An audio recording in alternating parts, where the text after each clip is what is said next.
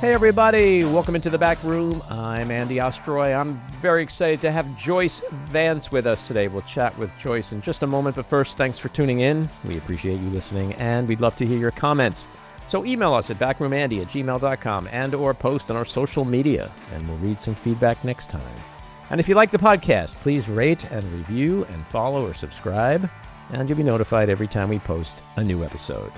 So Joyce Vance is the former U.S. Attorney for the Northern District of Alabama, an office she held during the Obama administration. She resigned on the eve of Donald Trump's first inauguration at the end of 25 years of service as a career federal prosecutor. She's a distinguished professor of the practice of law at the University of Alabama School of Law. She's also a legal analyst for NBC and MSNBC. She's the author of the popular Civil Discourse Substack, and the co-host of two podcasts, #Sisters-in-Law and Cafe's Insider. Her latest book is Giving Up Is Unforgivable, a manual for keeping a democracy. Joyce, welcome into the back room. Thank you so much for having me. It's an honor to have you here. I want to start with some news that broke this morning. I want to talk about the Epstein situation. Today, as I think you have to be living under a rock not to know that it's the 30 days of the 30-day deadline. The Department of Justice has been compelled to release the full Epstein files, according to the law that was passed a month ago. This morning, Deputy Attorney... laws. Seriously? Are we going to take laws seriously at this point? I know, right? It's kind of crazy. Law schmaws. Little quaint. Yeah. I mean, it's not like he's the president or anything, right? So Deputy AG Todd Blanche went on Fox this morning and said, we're going to release hundreds of thousands of documents, but we're also not going to release hundreds of thousands of documents. We may release them later. I'm not a lawyer, but I think the law said you have to release everything today, not start today. And so what do you make of what he said, and what do you think is going to happen now? Yeah, so the law was a deadline, right? I mean, this was not the earliest day they could have released them. It was the very last day that they could have released them.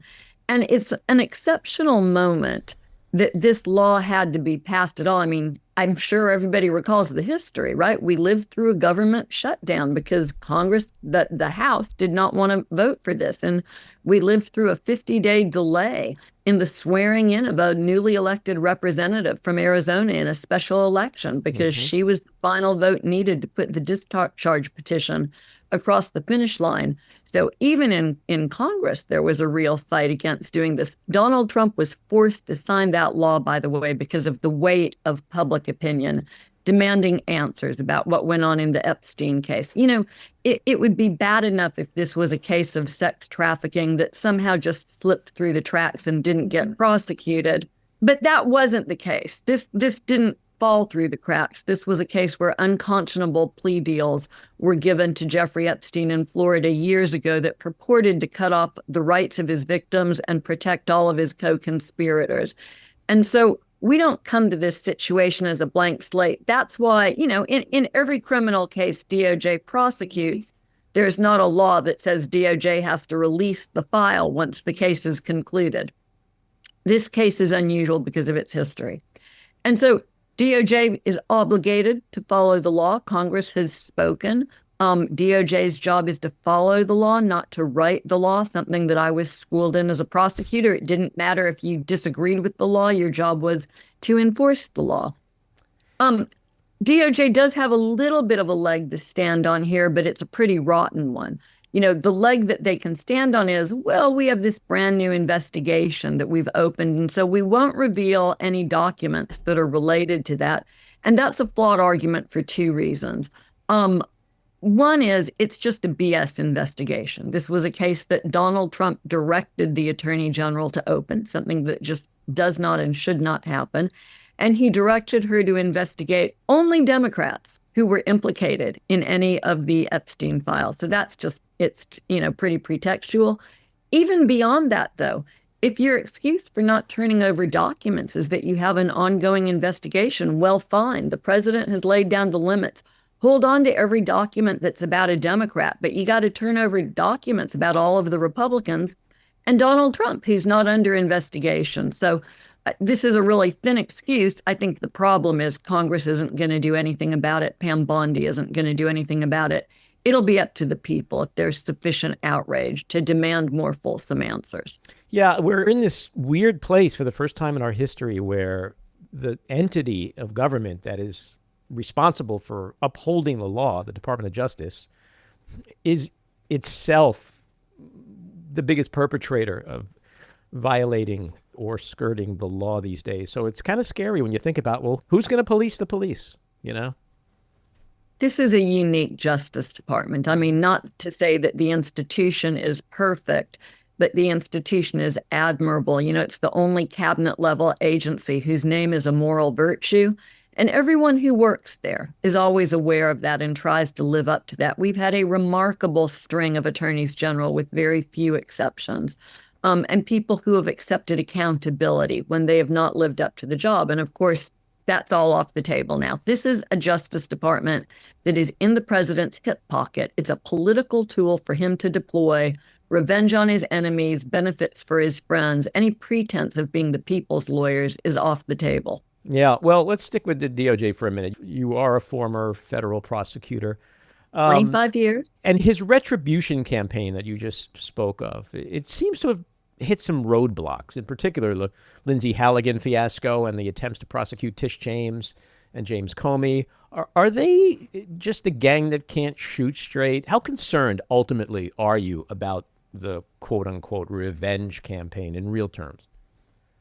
Well, thank God that there's a certain amount of incompetence going on, right? And I mean, the reality is, with this sort of an agenda in mind, it limits the people that you can hire and put in place, right? There are a lot of really great qualified Republicans, many of my former colleagues, who would be superlative attorneys general, but they weren't going to sign on for this sort of a gig, nor were they going to sign on to be directors of the FBI, because they're not interested in pursuing the president's revenge agenda.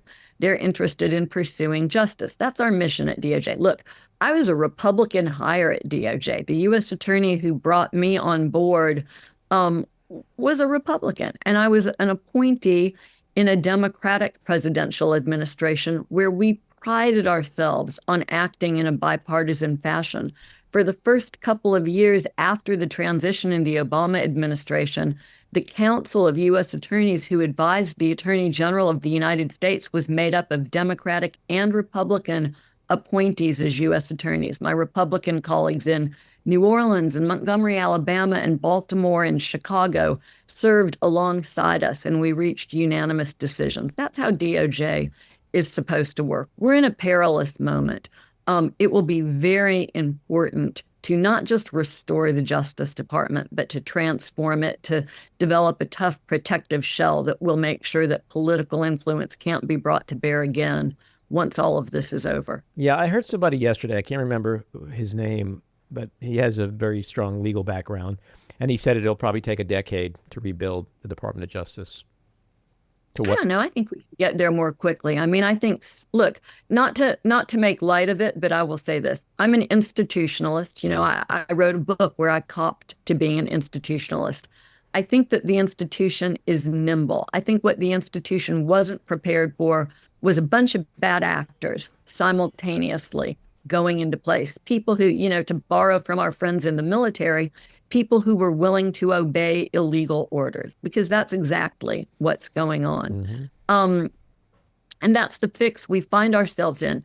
New people, better people, career prosecutors across the country, regardless of their political perspective, are outraged. They're just trying to keep their heads down and do their jobs and protect citizens in their districts from violent crime and other criminal conduct as best as they can in this moment.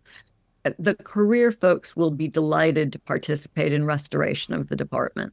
Is there a distinction between rebuilding from a personnel standpoint versus rebuilding or building the cases that would have been done during that 4-year period so that the amount of crime that is taken down is going to take that much longer to do so?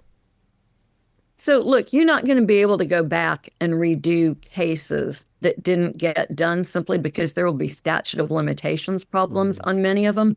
But the reality is 99% of the Justice Department's work is going on unimpeded. Federal prosecutors are indicting bank robbers and violent criminals. There's been a tampdown, quite frankly, on their ability to go after public corruption, certain kinds of white-collar crime. But it's a big country. There are 94 U.S. attorneys' offices across the country. 93 U.S. attorneys. Guam and the Mariana Islands share a U.S. attorney. And a lot of those offices are very remote from Washington. And so although those U.S. attorneys, some of them are acting, some of them are now confirmed Trump U.S. attorneys, but many of them are just interested in keeping their district safe and in doing their jobs. We saw the U.S. attorney in Boston last night do a press conference where she talked about the old-fashioned gumshoe, police work that led to identification and arrest of the shooter who they tell us was responsible for both the Brown University mass shooting, but also the death of an MIT professor. That sort of work is going on. What's not happening? The prosecution of Tom Homan, Trump's border czar, who apparently took bribes. We don't know if that case would have resulted in prosecution. Tom Bag of Cash Homan. Yeah. The investigation just gets prematurely terminated. And of course, we have time wasted on these ridiculous revenge prosecutions that aren't going anywhere. If you cannot get a grand jury to indict your case, that's a really good sign to just walk away. You don't have it. Yeah. This Susie Wiles piece in Vanity Fair, which I think and many people think is a bombshell, related to the retribution campaign. She spoke about that. And I'm curious to know from your expert opinion, was that a gift to the defense teams of Tish James, James Comey, Adam Schiff, and anyone else he's been targeting? Yeah, it's interesting, right? There's a powerful argument that these cases have to be dismissed because they're vindictive prosecutions, that these people are being prosecuted for exercising First Amendment rights, other constitutional rights, and also that they're selective prosecutions, that they're being prosecuted for crimes no one else would be, that they're being targeted for political purposes. I would say maybe she puts the exclamation point at the end of the sentence because those motions are already strong. It doesn't look like they're going to be able to get a grand jury to re-indict Tish James. The Jim Comey case, there's just not a crime there. And even if there was, a federal judge has now ruled that the government was improperly accessing evidence that was critical to the case to the extent that there was one. So it's tough to see how they'll go forward. Does not look like the U.S. attorney in Maryland is super interested in indicting Adam Schiff, probably because there's no evidence that Adam Schiff violated the law. This is the reality that you face as a prosecutor. Yes, grand juries will indict a ham sandwich. Yes, I've spent a lot of time in front of grand juries working with them on indictments. If there is not a crime there, grand jurors are smart and they will suss that. I've never been in that situation. I've never tried to indict something that wasn't a crime. But grand jurors ask insightful questions. And I've often, listened to their commentary and said, do you need to hear from another witness before you vote? And they'll ask for clarification. You'll bring in the appropriate witness. Prosecutors, what they say in the grand jury is not evidence. It's not testimony. You bring in witnesses, but you serve as their legal advisor. So you can explain what the charges are, what the elements of those charges are, burdens of proof. And in that way, you have a lot of interaction with the grand jury. But grand jurors are there to do their jobs. They're not there to do prosecutors' bidding at the end of the day. Well, I'm delighted to hear your optimism about the institution, the DOJ, and a lot of what you're saying. And so to circle back to what I was saying about the gang that can't shoot straight, so far at least, does it appear to you that this is more of a harassment campaign, make somebody's life miserable campaign versus a legal one? If Donald Trump has a modus operandi, it's the comments that he's made in multiple situations. Just announce the investigation and I can take it from there, right? That's what he asked Vladimir Zelensky for in Ukraine, leading to the first impeachment. That's what he asked acting officials at the Justice Department to do ahead of January 6th. Just announce a fraud investigation. I can take it from there. And I think that we're seeing that here, too. He doesn't care if these folks get convicted. He just wants to force them through the public embarrassment, the pain, the family stress, the cost of a prosecution. So let me ask you about what's happening off the coast of Venezuela. Trump just blew up 2 more alleged narco-terrorist boats, a total of 26 so far, over 100 people dead, not confirmed that they're actually drug traffickers. Is the United States committing murder in the Caribbean and the Pacific? That's certainly a potential interpretation of what's going on here. Look, I think part of the problem that we have is that there's not sufficient clarity, which makes it irresponsible for Roger Wicker, the Mississippi senator who heads the Senate subcommittee, the Armed Forces subcommittee, to shut down this investigation prematurely. It is, by the way, Congress's ability to declare war, their power to declare war, not the president's power to declare war. So they're flirting yet again with giving up some of their constitutional power. Of course, presidents do have extraordinary abilities in emergency situations. And this, again, is a theme of the Trump presidency. We've seen him seize on these areas where presidents are afforded emergency powers in extreme situations. And then he manufactures the situation and claims it's an emergency. We've seen that with the National Guard deployment, right? Oh, it's terrible. Violent crime is eating up Portland, where people are out line dancing in the streets. And then he says, and no court can review my decision. Once I say it's an emergency, it's an emergency. I claim these extraordinary powers. I do as I want. No one can stop me. We're seeing some of that again here in this setting. You know, we know that the commander at Southern Command stepped down prematurely. No one knows for certain what that's about, but under the circumstances, it's difficult not to speculate that that could have been about refusing to accept an illegal order. Mm-hmm. If these people are combatants, then laws of war apply. And of course, we've seen a lot of talk about the so-called second tap, the second strike on the first boat that was attacked, where people who were clearly shipwrecked, trying to hold on to the wreckage of their boat for their lives, were then killed. And the justification that we heard from Tom Cotton and others was, well, they were on an identified list. You know, even if we're at war, that's very nebulous. If we're not at war, then as you say, it's just murder. That's a long-winded explanation. And it's long-winded because I want to make sure people understand these aren't easy issues. Mm-hmm. These are nuanced issues. Experts debate these issues. People who are versed in these sorts of situations debate them. But something that I know as a former prosecutor is that our country has great expertise at interdicting drug shipments into this country that come in by way of the waters. And what we do is the Coast Guard interdicts those shipments, seizes the drugs, the people involved are brought to the United States to face prosecution. That's how we do it. Those people are entitled to due process under our system. We don't just blow people out of the water and kill them. And certainly not in cases where, you know, the original justification for this, right, was fentanyl, narco-terrorism. No fentanyl seized on these ships. Cocaine is a subject for law enforcement and interdiction. Well, the fentanyl doesn't come from Venezuela. It comes from Mexico by way of China. And so that, but you know, the whole narco-terrorist thing. Well, and there's one other problem, right? Some of these early boats are loaded with people. And if you're transporting drugs, you don't waste space. You don't waste freight on human beings.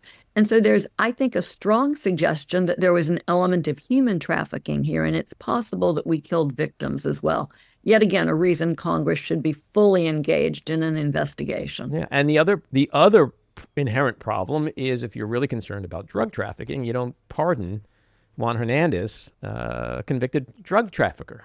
Yes, exactly. And the interesting thing to me is, and this is the same thing with the Epstein files, because we're seeing how defensive, no pun intended, I guess, Pete Hegseth is at the Defense Department, that this was a legit strike. I'm sorry, isn't it the War Department now? Not to me, it is.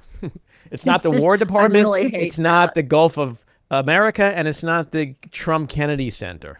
Never was. I really like you. Yes.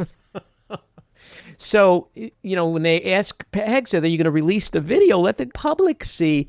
They're not going to do that. We can't do that. It's top secret. But you can release 26 videos of boats getting blown up. But the one video that has two helpless guys holding on for dear life getting blown up, like that you can't release. But it's like with the Epstein file, if you're innocent, you got nothing to hide. You promised you'd release all this stuff.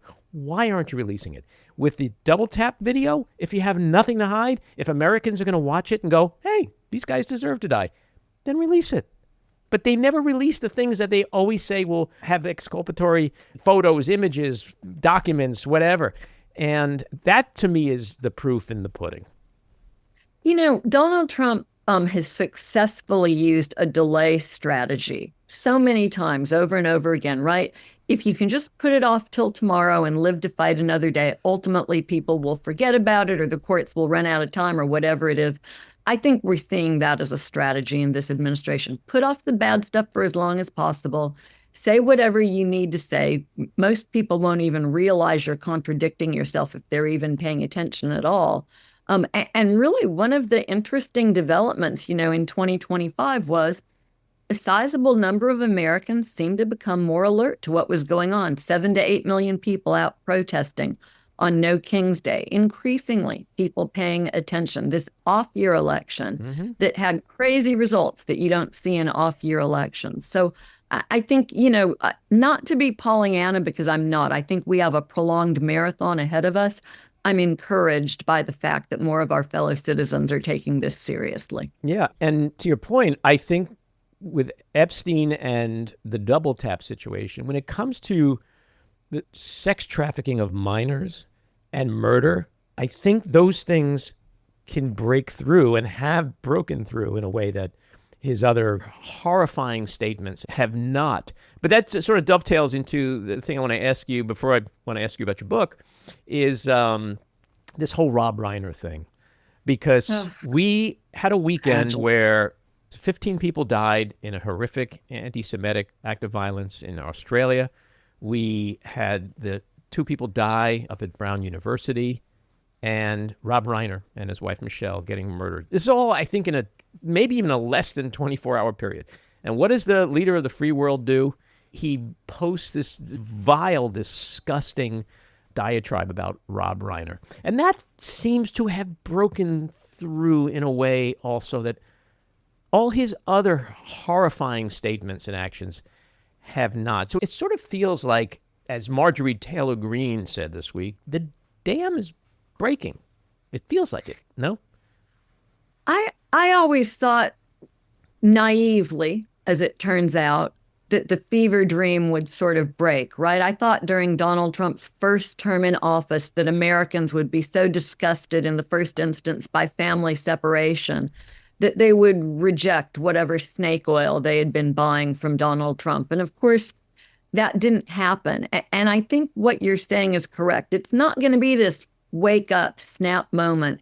It's a longer trajectory that starts, I think, with Epstein, really, for many people, was a moment, and then it continues so that now people are more inclined to pay attention because, the comments, the horrific comments that the president made about Rob Reiner and his wife, that's not the first time he said something awful and shameless and unbefitting of the office. But it is the first time that Americans seem to have paid attention in a sustained way. And perhaps what that points to is that Americans are now more inclined to scrutinize Donald Trump's behavior. I hope so. We should be doing it. It's just horrible, the sort of example he sets for America's children and the sort of behavior that's being enabled across the board. Yeah, and you're right, because he has said so many horrible things before. But I think it was just this 3 strikes thing. It's like people were watching the TV and seeing the Brown shooting, seeing seeing these horrific acts of violence. And then, oh my God, Rob Reiner, who, I don't care who you are. You loved All in the Family. You love his movies. And then Trump comes in for the kill. And it's like, my God, don't you have an ounce of humanity, compassion, empathy? It struck a chord in a way because of the compounding effect of it. Rob Reiner hated who Donald Trump was as the president, and he wasn't shy about saying that. And the way you handle that as a president, at a minimum, just don't say anything, right? Didn't our mamas teach us if you don't have anything nice to say, keep your mouth shut? Right. But really what you do as a president in that situation is you're gracious. And you just say, Rob Reiner and I didn't like each other. His death is tragic. My sympathies go to his family. And you leave it at that. Maybe you even acknowledge the genius of his work, right? People used to sort of just take for granted that Joe Biden was the great consoler. I miss that. Yeah. I miss the Barack Obama who sang at a funeral after that horrible, tragic shooting at Mother Emanuel in South Carolina. I miss presidents who led and who brought the country together. George Bush, obviously, I was not a fan of his politics. In the moments after 9/11, I was grateful for his leadership.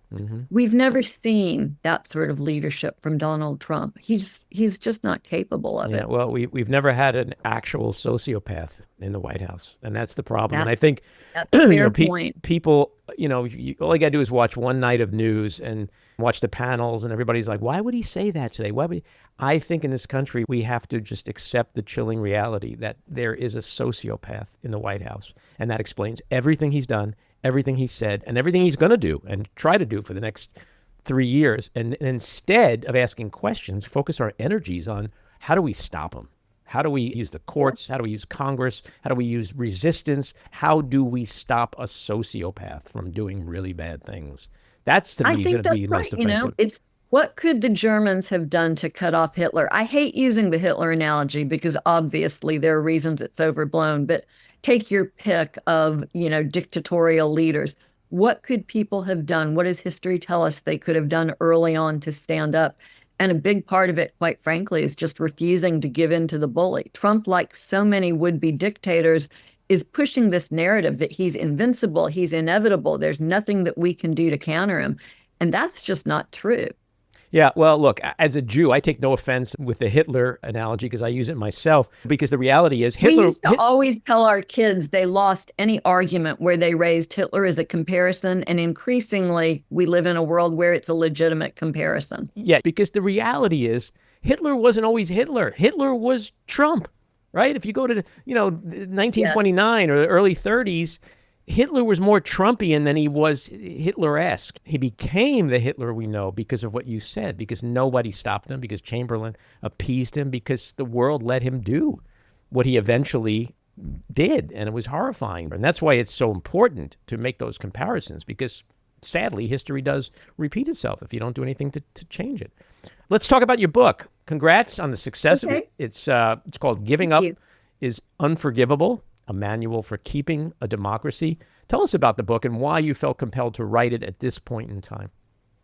Yeah, so, I was completely surprised that so many people were willing to read a book about democracy and seemed to actually like it and want to discuss it. That, too, is part of my growing mood of optimism, because I started writing it in that period right after Kamala Harris had lost the election.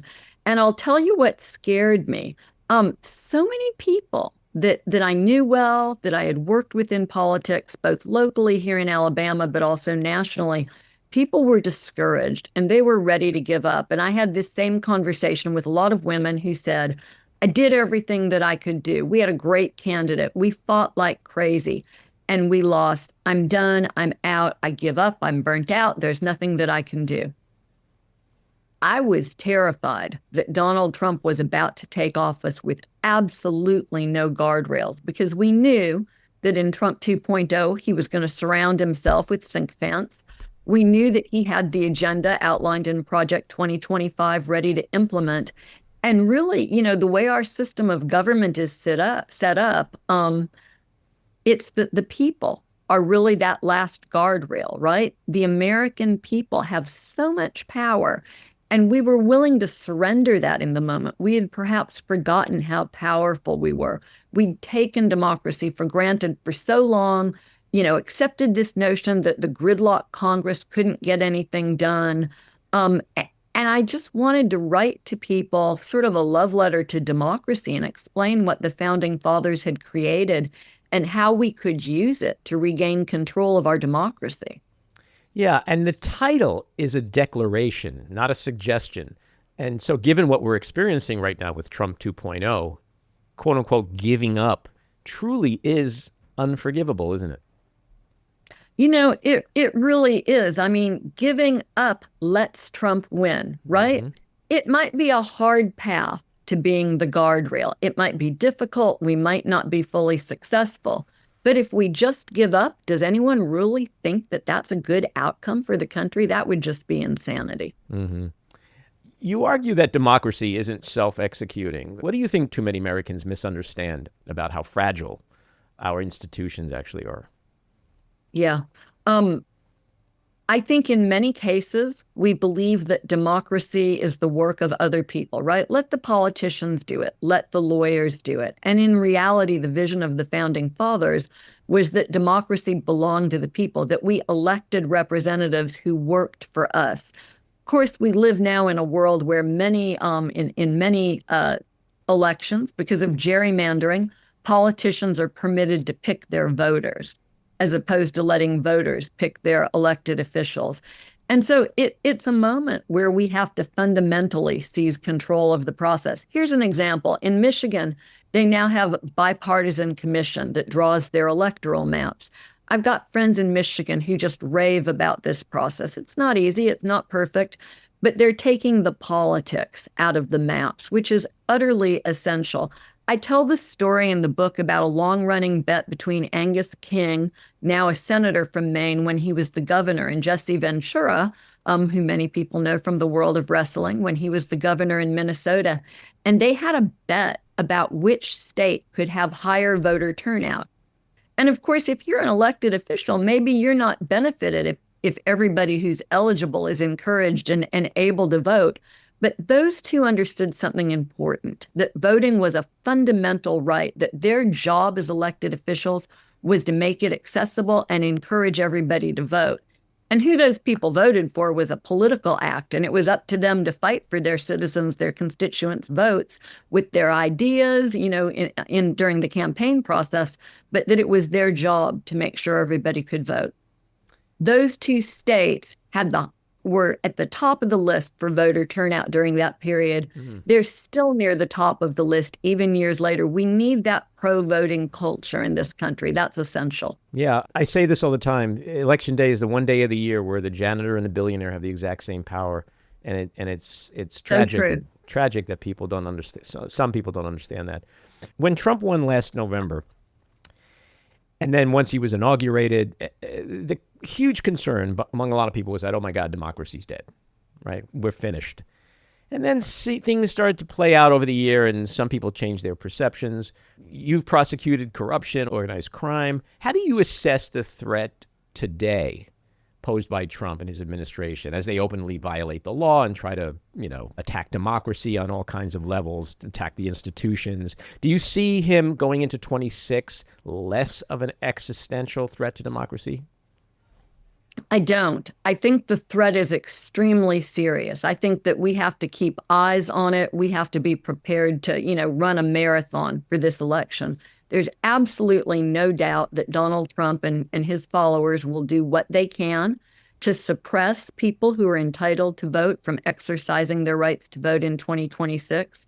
The job we all have in front of us is to make sure that everybody can register, stay registered, vote, and have their vote counted. That is going to be a fight this year to hold a free and fair election. But the reality is, because we don't have one national election, we've got 50 state elections that are administered in most cases at the county level.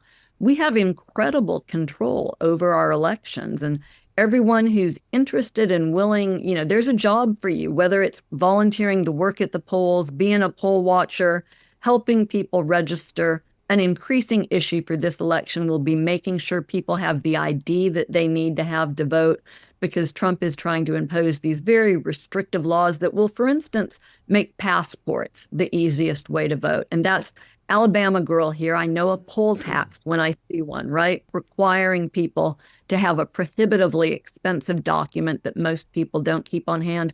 We would call that a poll tax down here. We shouldn't have to deal with that stuff, but we're going to have to. And so we should just be realistic and get ready to work. The argument that I make in the book, Andy, is that because we have three branches of government and checks and balances, a president shouldn't be able to engage in these kind of excesses.